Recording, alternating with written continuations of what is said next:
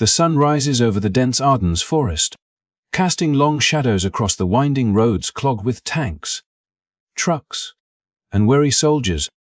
It is the fourth day of the German offensive, and at the center of it all stands Heinz Guderian, a man whose vision and determination have become the driving force behind the 19th Panzer Corps.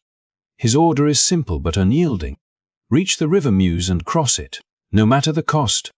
Sleep-deprived and battered by days of relentless movement, his men push themselves to the limit, fueled by adrenaline, determination, and the faint hope that victory lies just beyond the next hill. Every kilometer forward is a test of endurance. Soldiers clutch their weapons tightly, scanning the treeline for signs of French resistance. Engines roar, tires spin in the mud, and yet the pace never slows. Guderian knows that hesitation could cost them the momentum that has carried them through the Ardennes, a gap in the enemy's defenses that might never appear again. But this is more than just a march. It is a crucible. The nerves, the exhaustion, and the constant pressure of command weigh heavily on both officers and troops. And yet, the promise of crossing the Meuse, of striking a decisive blow that could change the course of the campaign, keeps them moving. Join us as we dive into this pivotal day in history, exploring the daring maneuvers, the moments of chaos, and the human stories behind the headlines. Hit that like button, subscribe to our channel, and turn on notifications so you won't miss a single moment of this thrilling journey through the Ardennes. From the roar of engines to the quiet tension before a river crossing, the story of Guderian and his Panzer Corps is one you won't want to miss. As Guderian's Panzer Corps thundered forward through the Ardennes, the scene on the French side of the front could not have been more different. The 55th Infantry Division, composed largely of older reservists and poorly trained conscripts, scrambled to organize themselves behind the river fortifications, their uniforms already streaked with mud from hurried marches and frantic repositioning. Officers barked orders that were often misunderstood or ignored, and the soldiers, many seeing combat for the first time, struggled to align themselves with the defensive plans hastily drawn on maps that were already out of date. In the southeast, the 71st Infantry Division arrived after a grueling 60-kilometer march, exhausted and disoriented, trying to take over positions near Agincourt, where the 55th's defenders were supposed to form a solid line. Fatigue weighed on every step, and the tension of the approaching storm of steel and fire pressed down like a physical weight, sapping cohesion and confidence. From the moment the first German bombers appeared on the horizon, morale began to crack. The whine of Stuka sirens pierced the air, a terrifying prelude to the bombardment that followed, and French soldiers pressed into their bunkers, gripping rifles and machine guns with hands that shook not from exertion but from fear. Explosions hammered the riverbanks with a deafening rhythm, shaking earth and stone, the concussion rattling every bone in their bodies, while debris rained down around them. Yet in spite of the physical danger, the French defenses remained largely intact. Bunkers stood, machine guns fired, and artillery continued its sporadic retaliation. What faltered instead was the human element. Soldiers who had been standing firm a few hours earlier now hesitated, retreated, or froze entirely under the relentless assault of sound and terror, their nerves fraying under the unrelenting pressure. The command structure fared no better. Officers struggled to coordinate units that had never operated together and to adapt to a battlefield that changed by the minute. Communication lines were fragile and often non-existent, leaving men at the front unsure whether reinforcements were coming or if they were alone against the armored tide advancing toward them. The 71st, freshly arrived, lacked the experience and cohesion to integrate into the defensive scheme, and their attempts to support the 55th were slow and disjointed, further compounding the chaos. With every German advance, the illusion of a solid defensive line crumbled, and the river fortifications, formidable on paper, became a backdrop for confusion. miscommunication, and the gradual erosion of morale.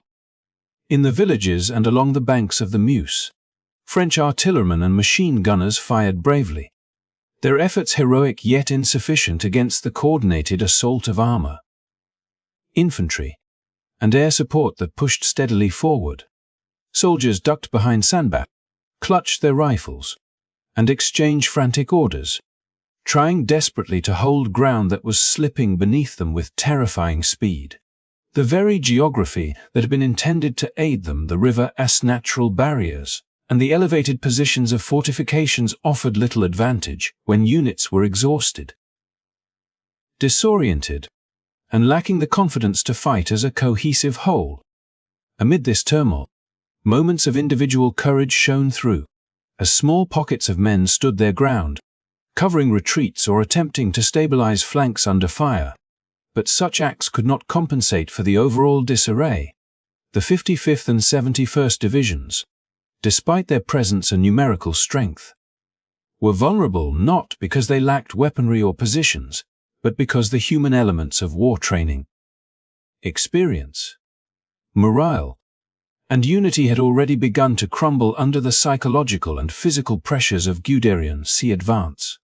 As dusk, the French soldiers remained on the defensive, determined to fight but increasingly aware that the tide might be unstoppable.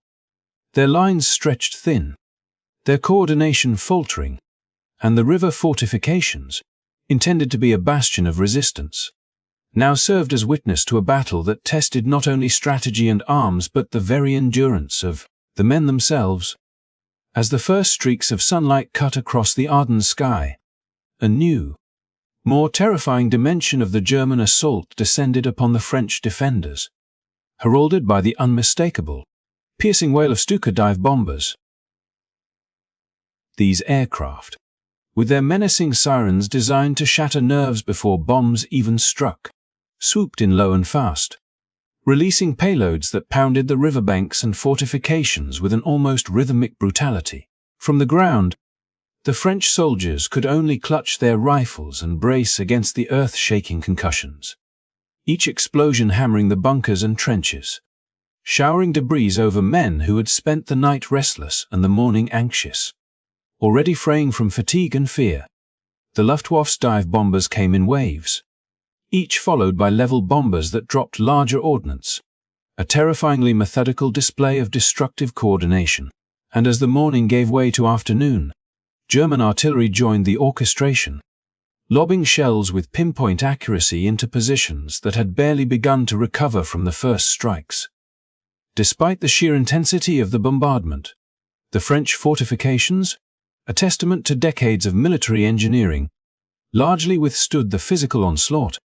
Bunkers remained intact, some with only minor structural damage, and machine guns continued to spit fire across open approaches. Artillery crews, though shaken, managed to return sporadic fire, the rumble of French guns a defiant counterpoint to the continuous roar of the Luftwaffe. Yet it was not the steel and stone that failed. It was the spirit, the human element, the fragile cohesion of men untested under such sustained, merciless pressure. Within the 55th Infantry Division, young conscripts and older reservists alike felt the walls of their courage crumbling. The repeated wail of the sirens, the explosions that seemed to follow them with unerring precision, and the smoke and dust that choked the air combined into a psychological storm that no amount of training or leadership could fully weather. Soldiers ducked deeper into foxholes and bunkers, gripping rifles that suddenly felt both too heavy and too useless, and each distant cry or shout amplified the fear, creating an echo chamber of panic that crept insidiously through the ranks. Even the 71st Infantry Division, newly arrived and still attempting to find its place in the defensive scheme, was not immune. Exhausted from long marches and unaccustomed to the intensity of mechanized warfare, their attempts to support the 55th faltered under the relentless assault. Commanders shouted orders that were drowned out by the roar of planes and the impact of shells. And when units attempted to maneuver, they often hesitated, unsure whether to advance, hold, or retreat, the constant bombardment disrupting every semblance of coordination. Individual acts of valor, soldiers dragging wounded comrades to relative safety or manning machine guns under fire, punctuated the chaos, but these small pockets of resistance were overwhelmed by the psychological weight of an enemy that seemed omnipresent, striking from sky and ground with terrifying precision. As the hours dragged on, the riverbank, intended as a bastion of defense, became a theater of mounting despair. Men who had once held positions resolutely now staggered, crouched, or fled, not because the structures around them had failed, but because the sound, the fury, and the relentlessness of the bombardment convinced them that survival lay in movement rather than confrontation. Morale, fragile under the best circumstances, disintegrated under this unyielding stress, leaving gaps in the lines and hesitation in the ranks that would soon prove fatal once German infantry and armored units attempted their crossings. The bunkers, though still standing, seemed hollow without the confidence of those meant to occupy them, and the French artillery, while capable of punishing return fire, could not bridge the chasm between material resilience and human endurance. By the time the first German assault boats approached the river, the stage had been set not just by weapons and explosives, but by a psychological erosion that made even the most fortified positions vulnerable, illustrating that in war, the mind can be as decisive a battleground as the earth and stone upon which armies clash. As the afternoon sun climbed higher over the Meuse, the first waves of German panzer divisions readied themselves for the perilous task of crossing the river, each unit acutely aware that the outcome of the day, and perhaps the larger Ardennes offensive, hinged on their ability to establish footholds on the opposite bank. At Wade-Lincourt, soldiers of the 10th Panzer Division gathered in tense anticipation, rubber dinghies bobbing in the water, paddles poised, hearts pounding against the fear and adrenaline that coursed through them. The approach to the river stretched hundreds of meters across open ground, leaving every step vulnerable to the keen eyes and precise fire of French machine gunners and artillery observers. As the first assault teams surged forward, the air was torn apart by a cacophony of bullets and shells, some soldiers falling before even reaching the water, while others made it only to find their boats riddled with holes, water pouring in as if mocking their struggle. Yet amid this carnage, small squads, driven by determination or desperation, managed to reach the opposite bank, inching their way toward the French fortifications, using the river itself as a fleeting shield from the chaos that raged behind them. Further west at Donchery, the 2nd Panzer Division faced a similar ordeal, and the result was no kinder. The French artillery, unbroken by the morning bombardments, met each approach with merciless accuracy, cutting down men before they could even form cohesive units on the river's edge. The assault faltered, splintering under the weight of concentrated fire, and for a time, it seemed as though the German plan might crumble entirely, the dream of a Meuse crossing slipping away under the resolute resistance of determined defenders. But the tides of war rarely remain static, and further north, near the village of Glaire, the 1st Panzer Division discovered a different reality. Here, a nearly 2-kilometer gap between bunkers provided a slender corridor of opportunity. The terrain offered more natural cover, and unlike the exposed approaches at Wade-Lincourt and Donchery, the riverbank here allowed assault teams to reach the water with only minor casualties. Courage and quick coordination turned what could have been a desperate gamble into a calculated advance, the first wave slipping across the Meuse almost intact, a feat that not only signaled the possibility of success, but also set the stage for the rapid expansion of the German bridgehead. Heinz Guderian, ever the relentless tactician, personally crossed in the second wave, reinforcing the boldness of his men and demonstrating the imperative of leadership by example. Behind him, assault squads began systematically neutralizing isolated French positions, moving with precision to pick off bunkers and fortifications that overlooked the river. reducing the fire that had earlier made crossings at Waidlincourt and Donchery near impossible. The impact of these actions rippled across the battlefield, as soldiers of the 2nd Panzer Division, inspired and supported by their comrades' success, attempted a second crossing east of Donchery, this time managing to secure a foothold despite the lingering danger of artillery and machine gun fire. By the evening, the Germans had not only established several tenuous bridgeheads, but also begun sowing confusion behind French lines, the psychological shock complementing the physical threat, weakening a defensive system that had appeared formidable in theory. Yet even with these gains, the operation was far from secure. German armor still awaited bridges. Reinforcements were delayed by traffic and logistical snarls, and French reserves had begun to converge, preparing to mount a counterattack that could, if executed decisively, threaten to roll back the precarious inroads made across the Meuse. In the interplay of courage, calculation, and sheer human endurance, the stage was set for the next day of combat, as both sides braced for the continuation of a battle where every crossing, every bunker, and every decision could tip the scales in an unforgiving theatre of war. As the morning mist lifted over the cliffs and winding waters of Dinant, Erwin Rommel faced one of the most daunting tasks of his early campaign, orchestrating a crossing of the Meuse under relentless French fire, while contending with limited Luftwaffe support.